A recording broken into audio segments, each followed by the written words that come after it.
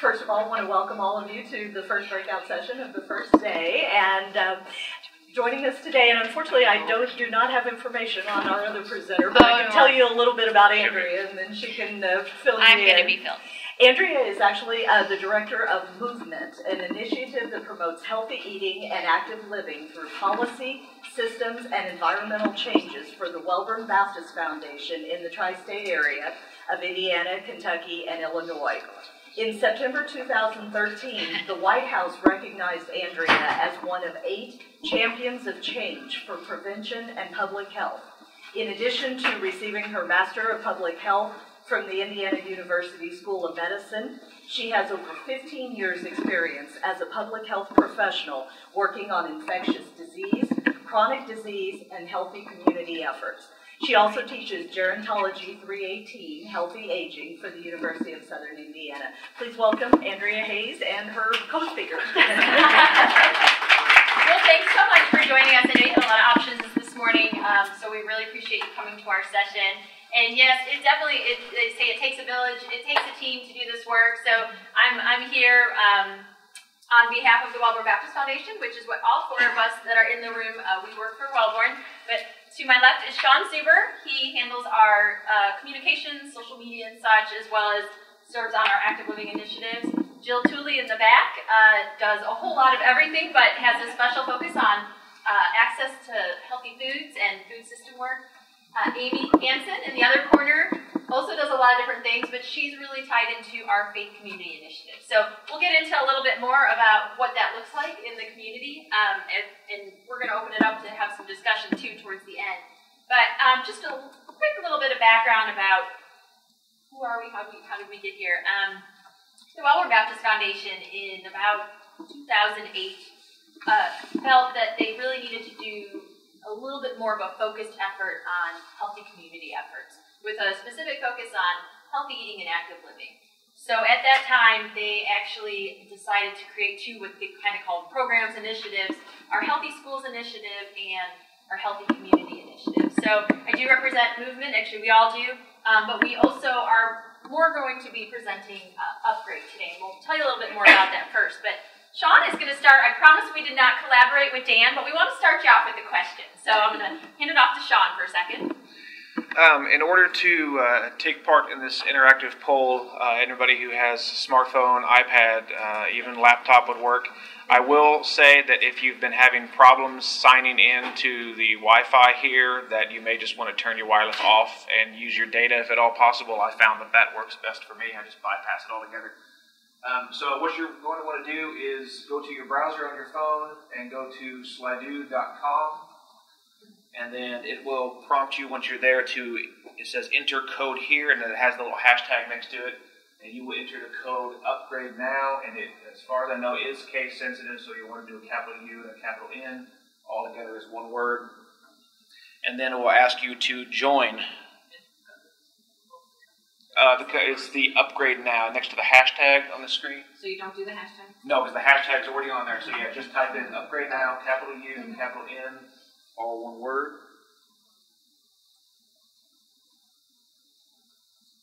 And I'd also noticed there was a couple times I tested this, and I would hit join the first time, and it would act like it didn't take it. But if you try it again, it'll pop in, and you should see the same questions on your phone here. Which one of these do you do most frequently? And then we'll give everybody a few minutes to go ahead and vote.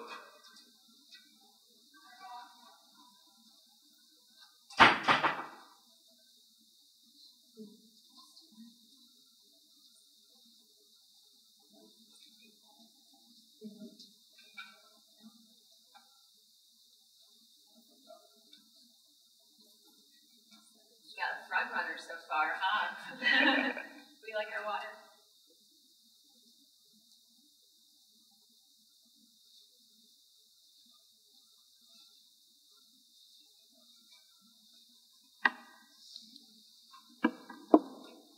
Did everybody get their vote in? Oh, we just slid forward again. Everyone get their vote in? Oh. Hello, welcome. We're just getting started. All right, so it looks like we have an overwhelming majority is the water, which I know for me, that's what I would vote if I had my smartphone handy. But the reason why we were asking, we've got a couple more votes. Just come in, take the stairs. That's great. So the reason why we want to ask this is because it actually defines what Upgrade is all about. When we started the Movement Initiative, which is largely built on developing policies and systems, and especially environmental changes, that's what we heard from Dan earlier. We also wanted a messaging campaign to go alongside with it.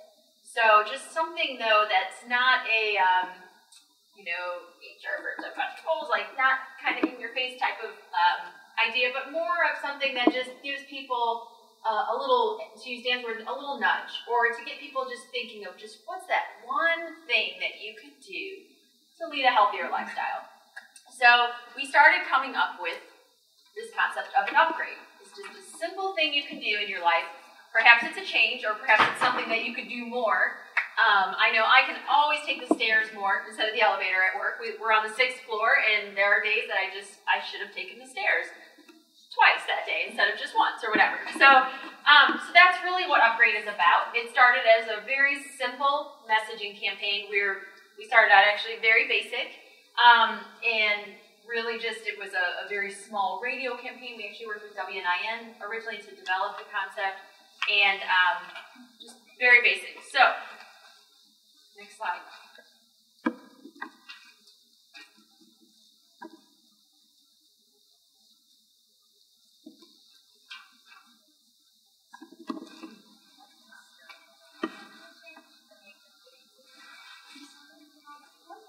You want to rewind it? Visit upgradenow.org for more news and tips that fit your family's lifestyle. Find We're going to rewind it. We didn't know our volume was off. Sorry. Upgrade. You, only better. It was on when I started. It went to sleep mode. It did. It needs to sleep. It does. It needs to sleep. It needs its upgrade. It needs a nap. That's my favorite upgrade, actually. Is the sleep mode. Let's try this. What's an upgrade? A little change that makes a big difference. Something we can all do without a gym or nutritionist to get and to stay healthy. Visit upgradenow.org for more hints and tips that fit your family's lifestyle. Find your upgrade at upgradenow.org. Upgrade. You, only better. So we developed the campaign pretty early on. We just wanted to get the message out. And then after we were able to kind of establish a baseline for it, then we went out into the community, and actually it was our team, the folks you see here, and we went out, we worked alongside with Tri-State Homepage, and we asked people, how do they upgrade? So that's what you're going to hear next. What's your upgrade? My upgrade is cutting back on carbs and working out regularly. 10,000 steps a day. My upgrade is taking the stairs. My upgrade is eating more fruits and vegetables instead of fast food. My upgrade is I walk to class instead of driving. My upgrade is I try to run, walk, or ride my bicycle 3 days a week. My upgrade is that I drink water all day at work and I walk at lunch. My upgrade is I exercise and meditate daily. Share your upgrade at upgradenow.org. So, interestingly enough, while we were familiar with Dan Peters' work and Blue Zones and that type of thing, what's interesting is when people shared their upgrades, we were just talking as we were preparing this presentation how similar they are to some of the things that he's actually talking about. A lot of people hit on those different things. Just trying to move naturally, the Power 9 that he spoke of. Trying to move naturally as part of your day. And not making it something that has to be this huge effort, but it's just integrated into your daily routine. So, as part of a much larger initiative that was built really as a community partnership, we were actually lucky enough to be able to access some federal funding that really helped us do a lot of things. We were able to start doing some work in the schools, be able to do some expanded worksite wellness initiatives. We worked with the hospitals on several different efforts. And actually, the ladies are passing out a booklet that reflects a lot of the work that was done with this first grant called Communities Putting Prevention to Work. It was from 2010 to 2012. It really kind of helped accelerate the efforts taking place in just Vanderburgh County for this particular grant opportunity. And then this booklet will feature a lot of the projects, not all of them, of course, it's not exhaustive. But one of the things that really helped us do was it actually helped us take the upgrade campaign and take it from being not just a messaging campaign, but actually start applying the idea to some very visible projects out in the community. And I'm going to get to the first grant, I should say, I think it's important for people to know that we had these kind of dollars coming into our community. The first grant was $2.5 million for a 2-year period. And then I'll talk a little bit more about what kind of came out of this Transforming Communities grant. But we then, in 2012, received about a $3 million grant to expand from not just Vanderburgh, but into a 7-county region. That included Gibson, Posey, Pike, Spencer, Warwick, and DuBois. And that was really to also include tobacco-free efforts, to look at chronic disease prevention. So it was a much more expanded effort. But for the purposes of this presentation, and then we'll go into a little bit of discussion about that expanded effort, but for the purposes of this presentation, we're going to talk mostly about upgrade projects. So our first big project was just trying to get the word out there, to encourage people who maybe are already walking all the time, to keep encouraging them, like, good job, or to remind them that if you're able to take the stairs, it's definitely a healthy alternative to taking the elevator. So this mile marker is actually located in Washington Square Mall. As some of you may know, Eastland Mall already has a very nice system of mileage markers for the mall walkers. But at the time, in I guess it was 2011, there were a lot of walkers at Washington Square Mall, especially early in the morning. But they didn't have necessarily a sense of how far they were going unless they were tracking it on their own device. So that was really one of the kickoffs for that. And then we worked with, we worked with a local designer. So this is all locally developed. But we worked with the city largely to get these, what they call point of decision prompts, where you put it at the elevator and you encourage people to take the stairs. And then you also go into the stairwells and you put little signs of encouragement, like, good job, you're doing a great job. So we first worked with the city to get these into the Civic Center as well as into the public parking garages, since a lot of those have a lot of stairs. And then we've also worked with several work sites, actually across the region, to get it into those offices where the stairs are accessible for employees. Now, a lot of times you will find that some of these are only accessible to the employees and not to visitors, because a lot of stairwells tend to be locked. But we've had a lot of strong interest in this, and I believe USI has these signs, and we're waiting for them to actually get those posted. So we'll be I think some of them are posted in the College of Nursing and Health Professions, but the goal is to get them across campus. Not sure how many of you are familiar with the bike rental at the YMCA. So this was developed, this collaboration really happened as a result of the expanded greenway that we now have 6.5 miles of greenway that you get on right downtown on the riverfront. But a lot of people, we hear a lot of people say that once you get past the river, people sort of forget the greenways there. And boy, it is just, if you haven't done it, it is just a beautiful ride, whether you have your own bicycle or if you needed one. This makes it very easy. You can just go to the Y. You do not have to be a member. And for a small fee, you can rent a bicycle for part of the day, half a day, a whole day. And actually, if you go past the Y, you'll actually see these bike lockers out. They actually house the bicycles. Although, as of yesterday, they just moved to the other side of the street. So now you'll see a really, really long line of about 15 lockers. But the YMCA has reported that they have received very, very good feedback about this initiative.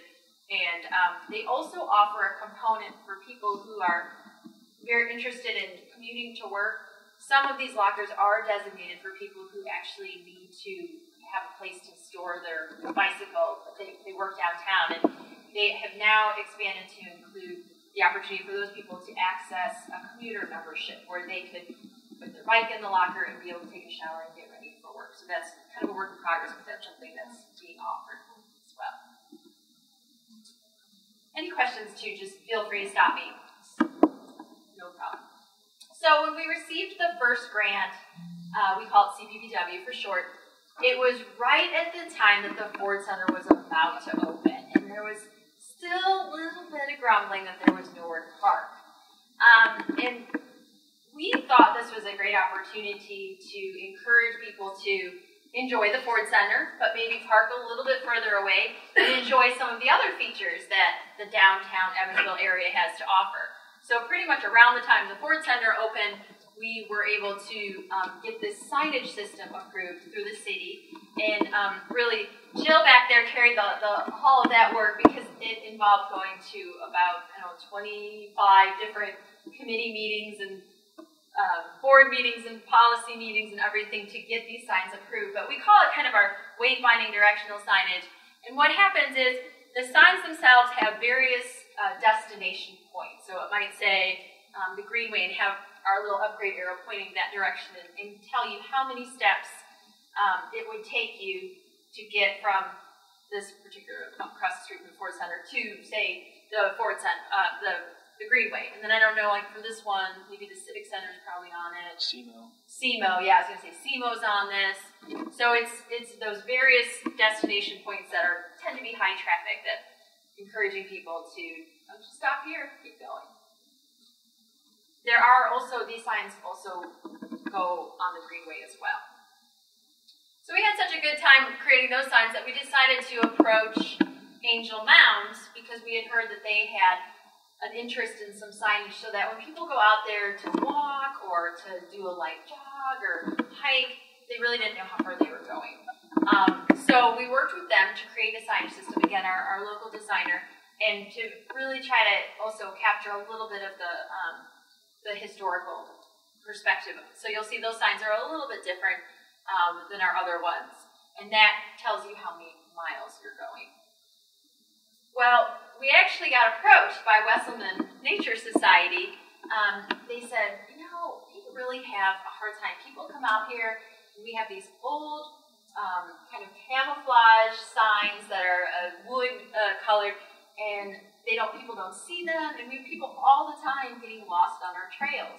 And how can people have fun coming out for a hike or a walk or a light jog if they are too concerned they're going to get lost on their journey? So is there any chance that you could help us do some signage? And we were really excited about this opportunity because we felt like it's just a win-win. We know a lot of people really do go out there for just multiple reasons. Maybe it's their happy place where they get their peace each day to take a walk. There are a lot of people that just have to get those steps in. So we were thrilled to be able to put in some signage that was highly visible, told people how far they were going, has GPS coordinates on it for those really hardcore people, and there's even a QR code system that, Sean, correct me if I'm wrong, I believe directs them to information about that particular point on the trail. So if you're really into using your smartphone and you use the QR code system, you can learn a little bit more about where you are in that trail. So that's actually relatively recent too. All right, so I'm going to shift gears a little bit and just talk about healthy eating. The biggest thing that we wanted to do, it's so interesting to hear Dan talk earlier, is he was saying how we have so many, unfortunately, unhealthy options that bombard us each day, and to think that we make 250 food decisions a day, it's just so easy to eat unhealthy. It's just easy. It's actually kind of difficult to eat with fresh produce and healthy foods in mind.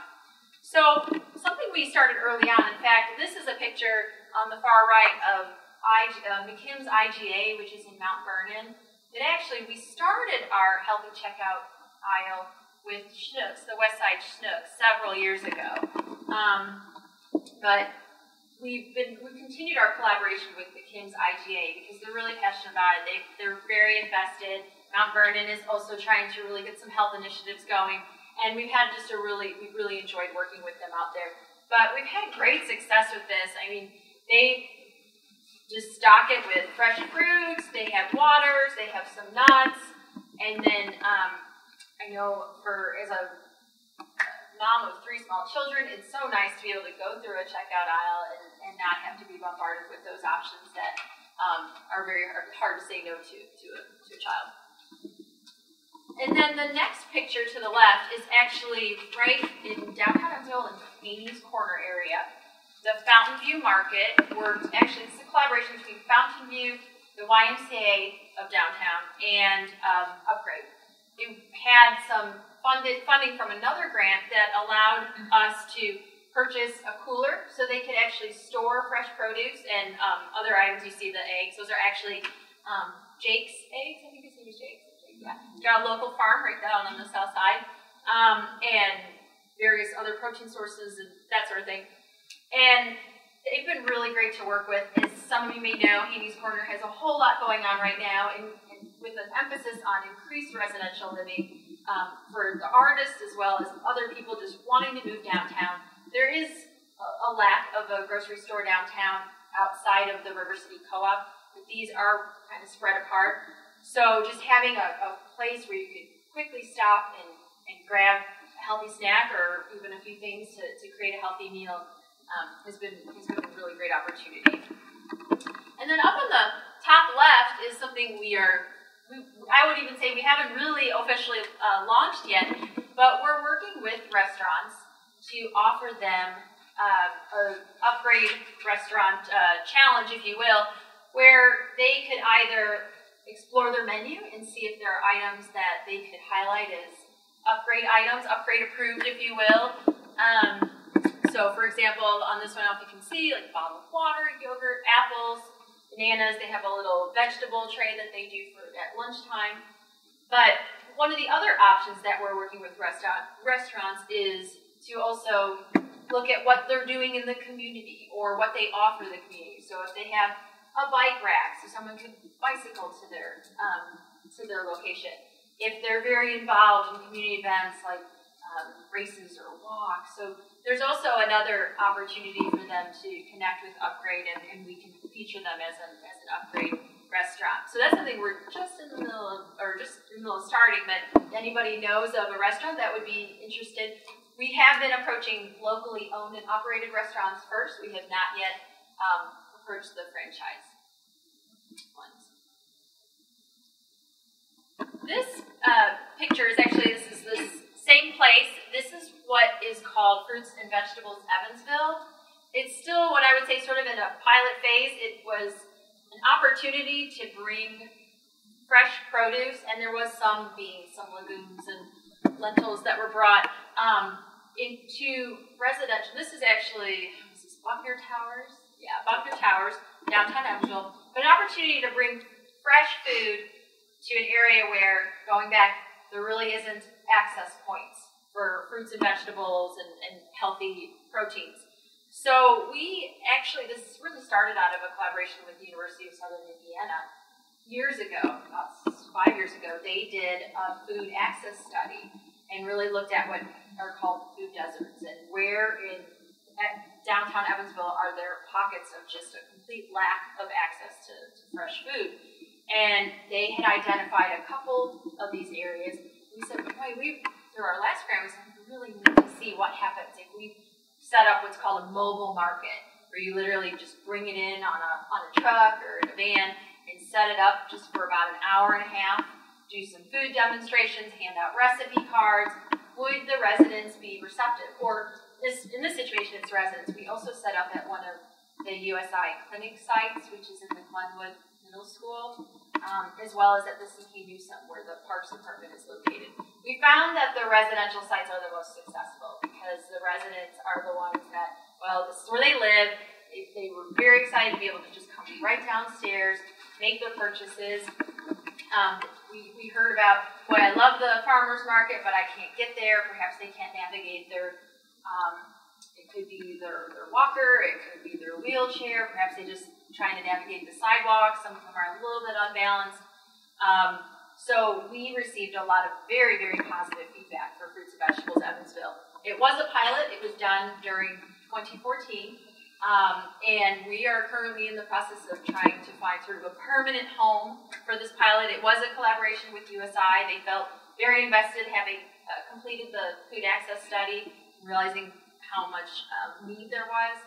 And it was also a collaboration with the local hospitals who were willing to front the money to purchase the produce to be sold at the different sites. And what we found out was both hospitals got almost all their money back because it just turned over. We sold the produce, put the money back into buying the next week's, and it was actually a very low cost initiative. What were the sites? Yeah, so it was Buckner Towers. What's Kennedy Towers. They're very close to each other, actually. They're right downtown, very close together. C.K. Newsom Center and the Glenwood Middle School Academy, or Leadership Academy, I think it's called. But right outside where the USI Health Center is.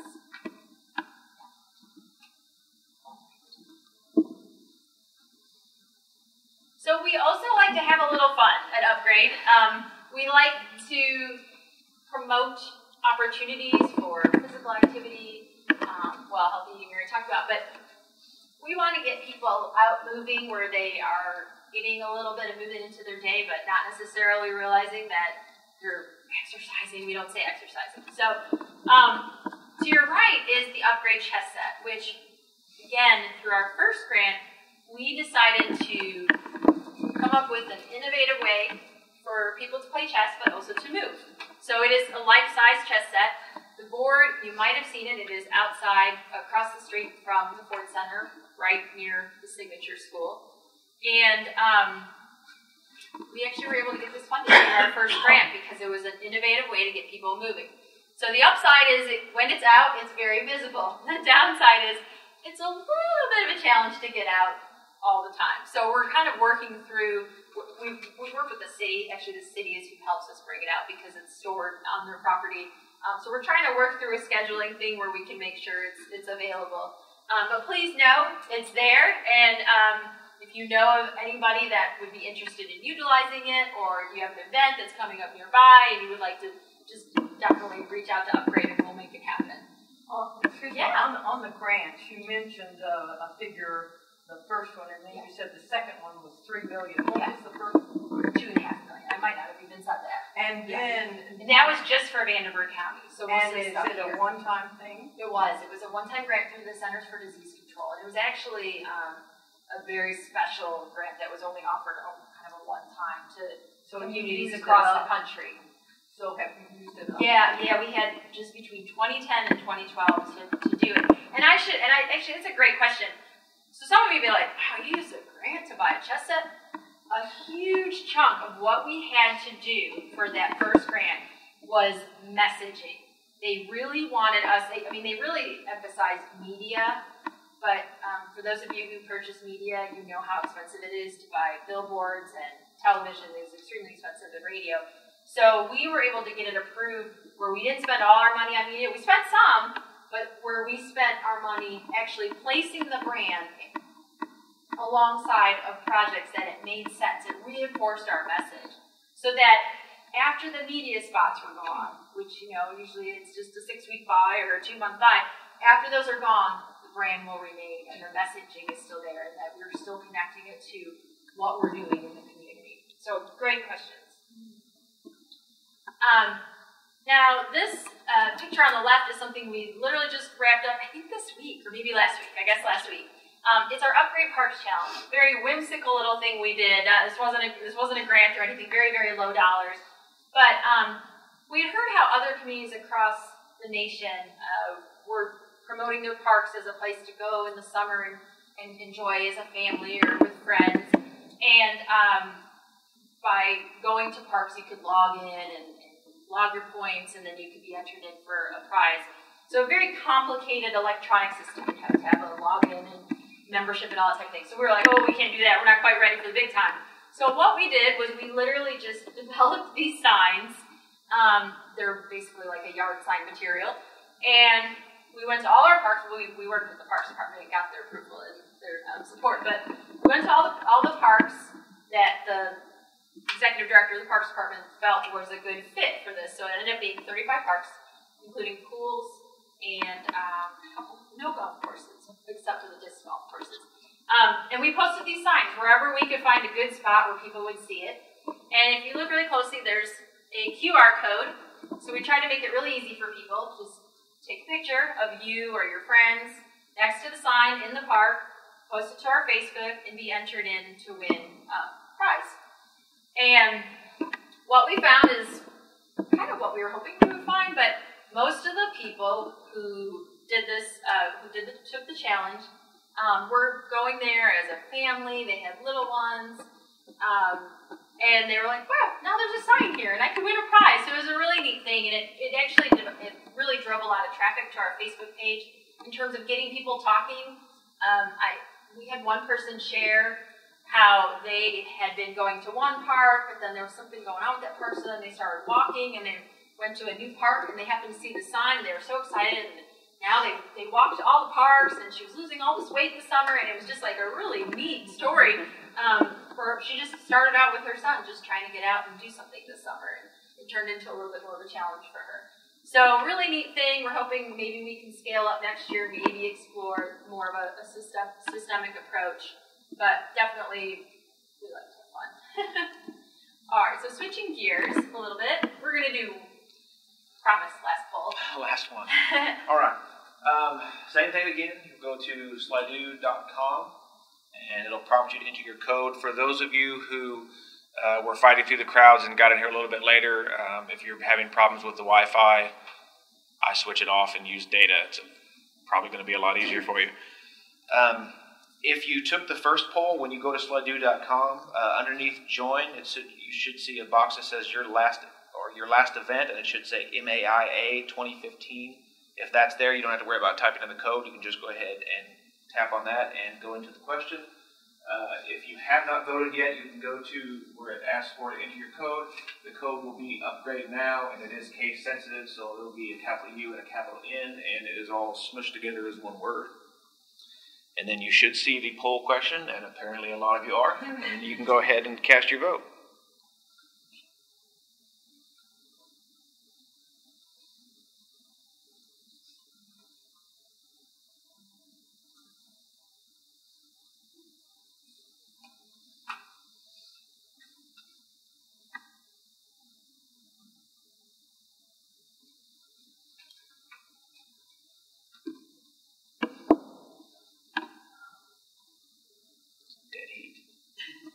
It is. We need a serious tiebreaker here. There we go.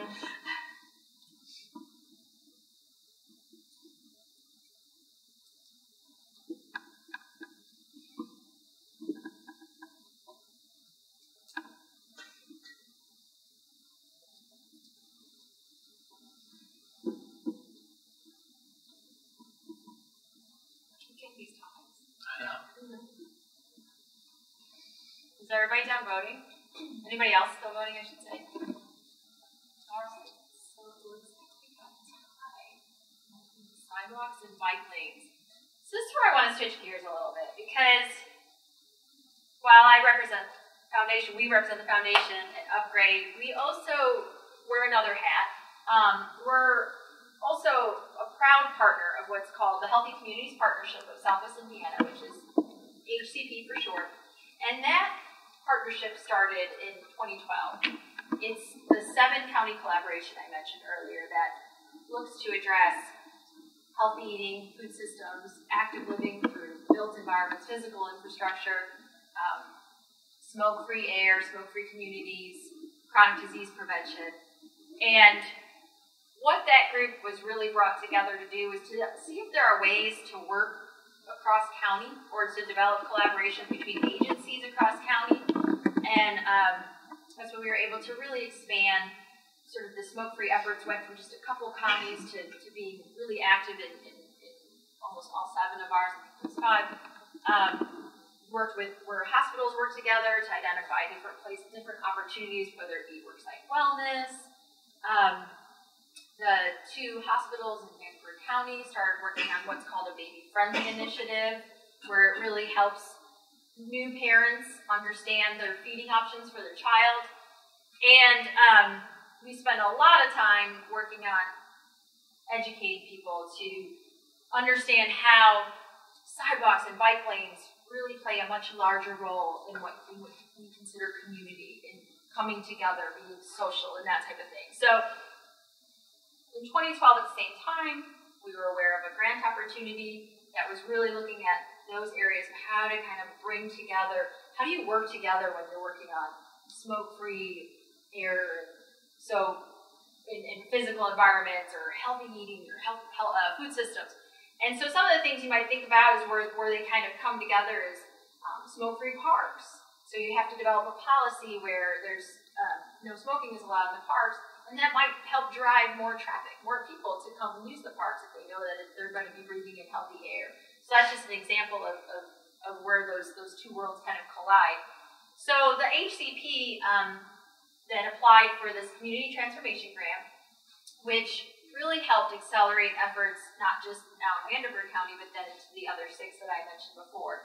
It was largely about getting the communities trained and understanding what it takes to really get a healthy community, as well as building a groundswell of leadership in each of those counties, so that because every county is different, let alone every city and every town and every village. So it was really an effort to get a leadership structure right on the ground to figure out what is it we need. You know, the big thing that we see in Spencer County, we still work with them pretty heavily, providing technical assistance, is that they really wanted to build their local food system, and they felt the first place to start was to really expand, I would say even kind of create a farmers market program. So now they have 2 farmers markets, and that's their big effort to kind of just get a jump start on developing a true local food system. We know they have the agriculture, now they need to raise the awareness. And we did several different studies through the course of this second grant and learned that our local food economy has, no pun intended, room to grow in terms of a lot of the crops that we do grow are those things that we kind of export, and most of our food is imported. So we know we're ripe for growing all the things that we like to eat, but we have a fairly small economy when we look at the food economy from that perspective.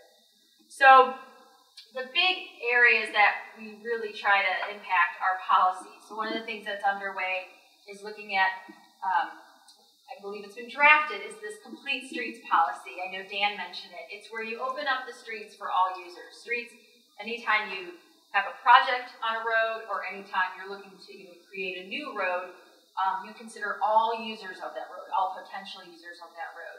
And so if there's a policy on the books that says you have to consider complete street measures, then it forces the municipality to consider opportunities to put in sidewalks and bike lanes, protected areas so that all users can use it. So we already have, Vanderburgh and Warwick County have a complete streets ordinance, but to make complete streets really happen, it really does have to happen on a city level, because that's where the budget is, that's where the money is. So that's been drafted for Vanderburgh, and we'll see what our city leaders do about it. But that's what would really drive this kind of change, is having a policy. And so to take it down onto like institutional level, there's a very robust effort to create healthy schools. So both on a national level, many of you have probably heard about what our president's wife has been doing with the Let's Move campaign, but also she's really pushed to make sure that school lunches are healthier, that there are wellness policies, that kids are getting physical activity time throughout the day.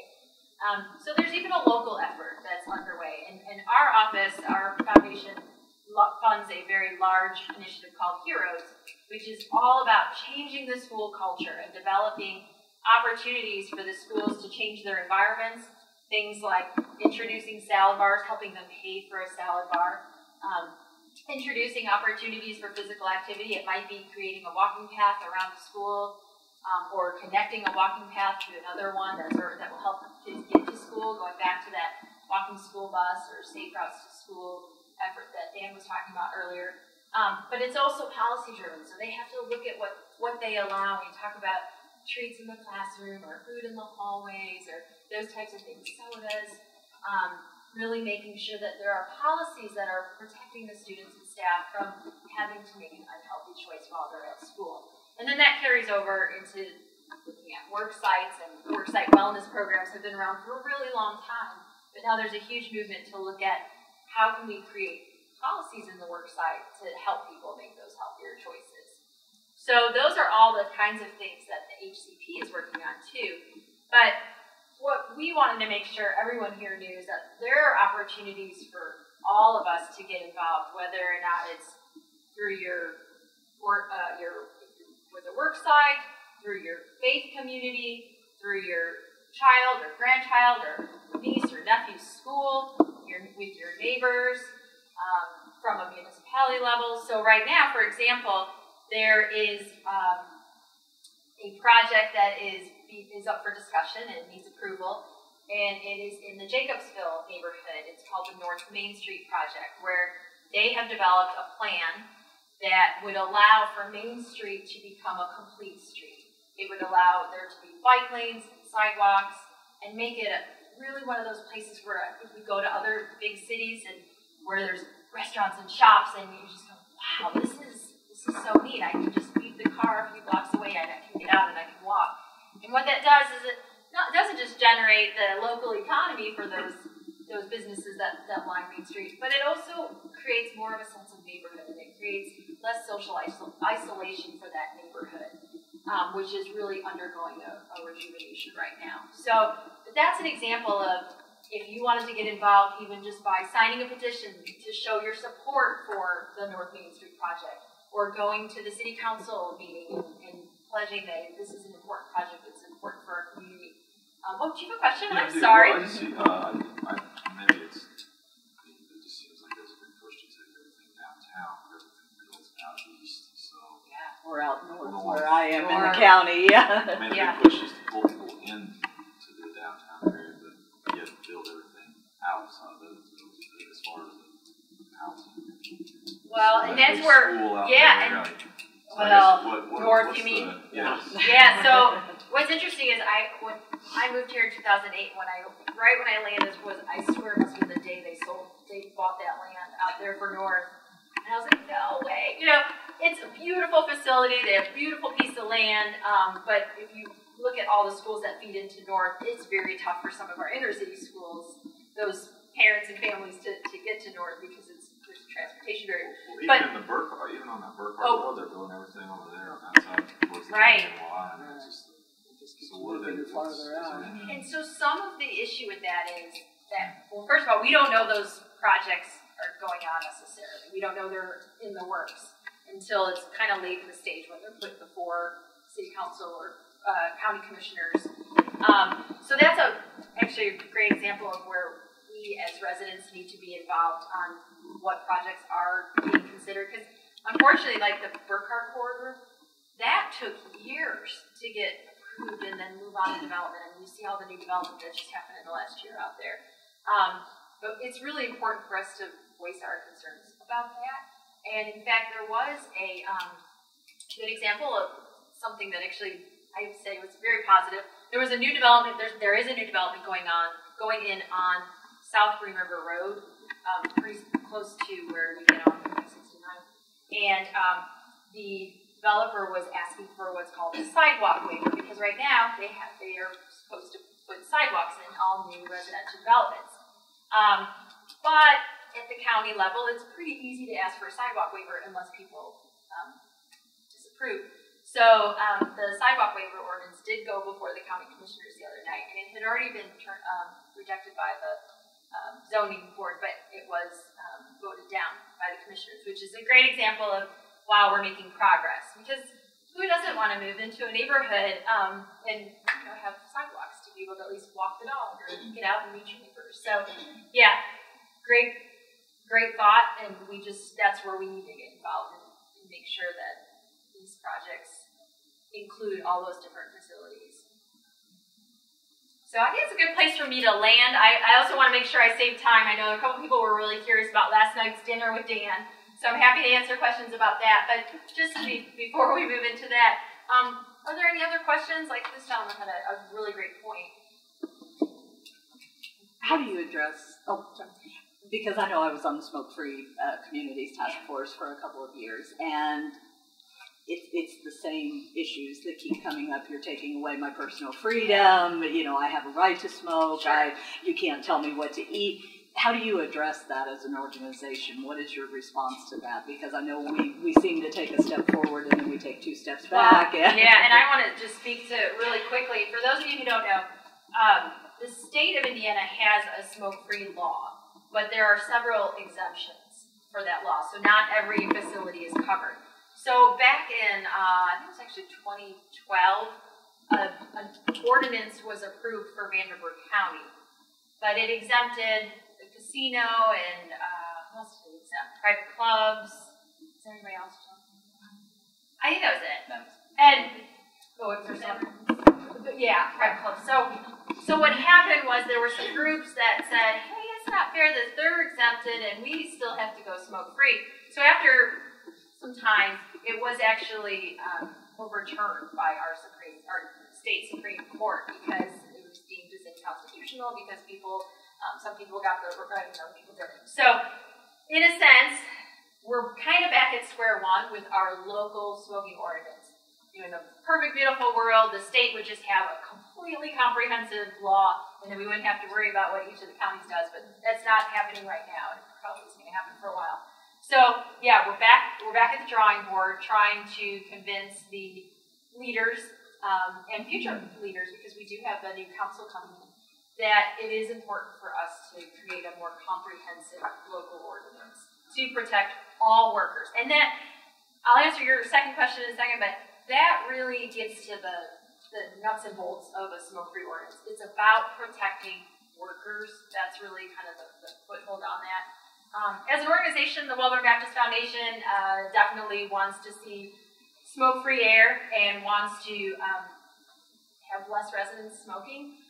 What we don't do, because we are a foundation and we are a 501c3, we are not allowed to come out and approach legislators and decision makers and such and tell them to vote no for whatever or vote yes.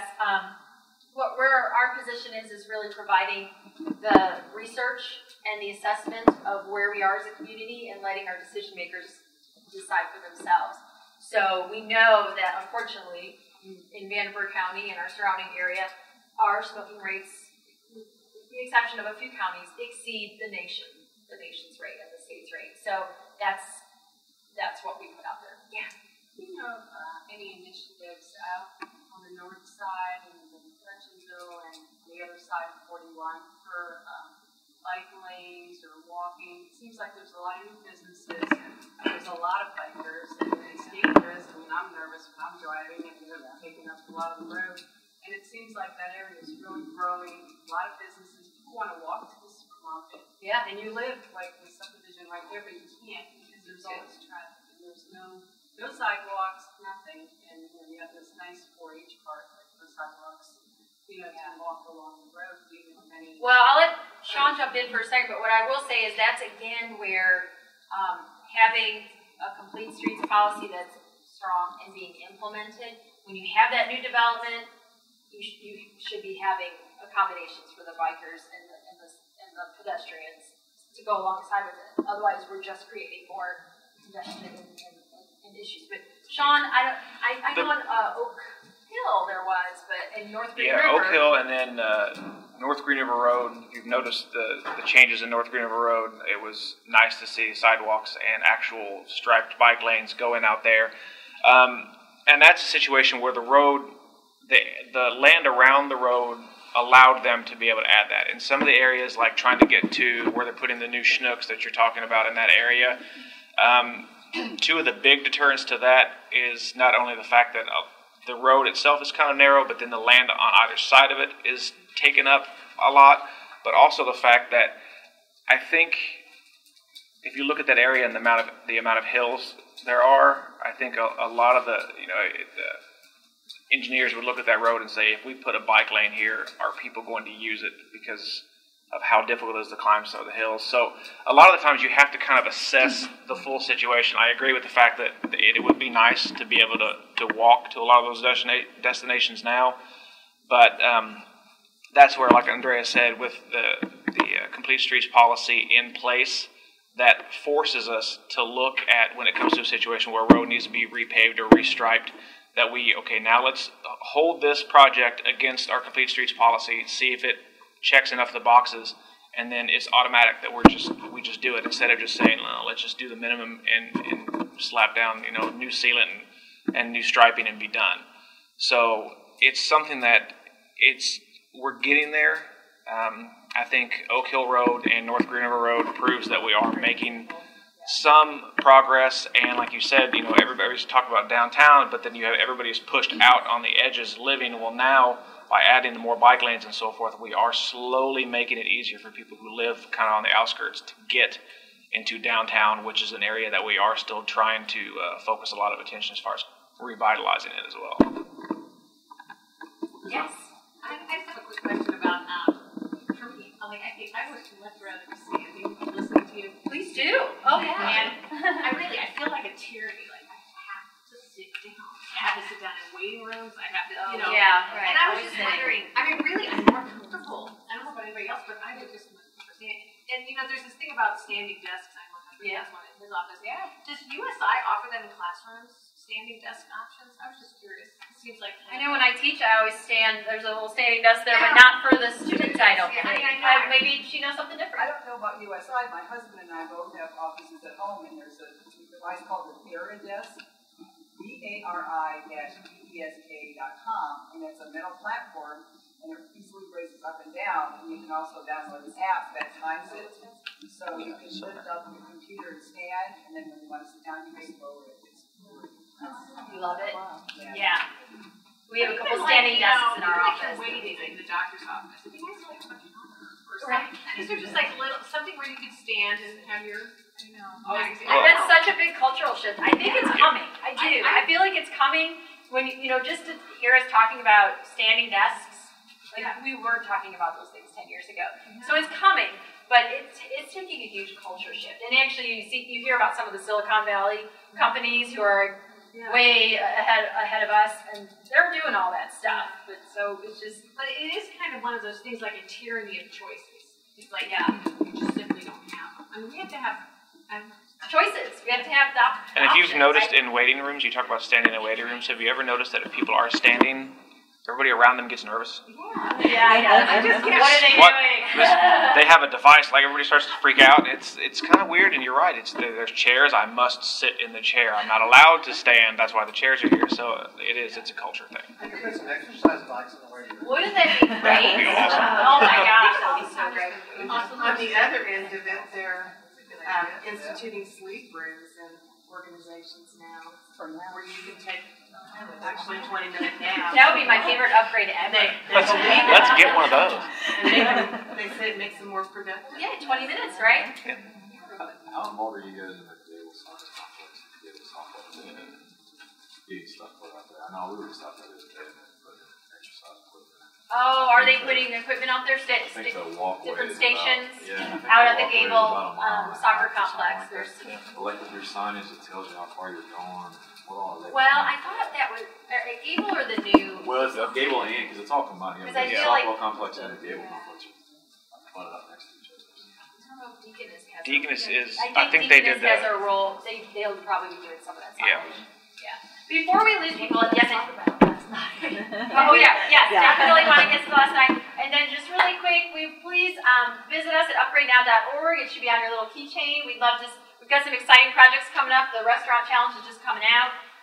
And also and if you have an interest in learning more about another exciting opportunity we have that Amy is working on with churches, please see her afterwards. If you want to talk more about healthy eating and food system efforts, please talk to Jill. And Sean and I will be up here. But I know there's some questions about last night, so we were really excited, I will say, that the mayor of Evansville actually joined us last night, and we had a really great energy in the room talking about how the Evansville area, how you can change things. Yeah, how the Evansville area is starting to move in that direction. There's a lot of interest, and I think the conversation really...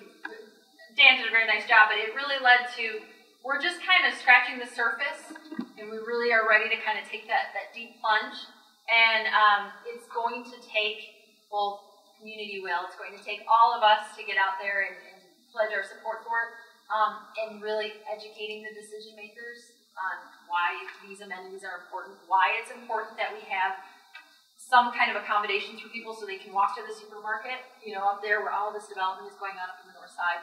So yeah, it was actually really fun. I'll say Dan's just as personable, around the dinner table as he is up on stage. So yeah, it was good. Where did you eat? Oh yeah, so it was just a small dining experience at the Rennie's Tuscan wine room. Yeah, very nice. I'd never been there before. I really enjoyed it. You say we can pledge our support. What are any positive ways that we can Thank you. To pledge your support. Pledge your support for making the Blues Home or heading in that direction? Sure. So I guess I would say one of the things right now is that North Main Street project, making that come to fruition. The plans are there, the design is ready, it just needs to be put into action. We need our decision makers to approve that plan. But on a bigger, broader level, I mean, honestly, I would contact the mayor's office and say, I saw it, I learned about it, I drank the Kool-Aid, what Dan Buettner's seeing across the globe and making happen here.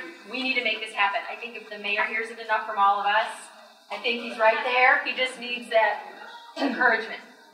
Yeah, he believes in it, but I think he needs that encouragement. Yeah. And join us at upgradenow.org. We'll have updates as it relates to these types of efforts. So, thank you so much. Thank you.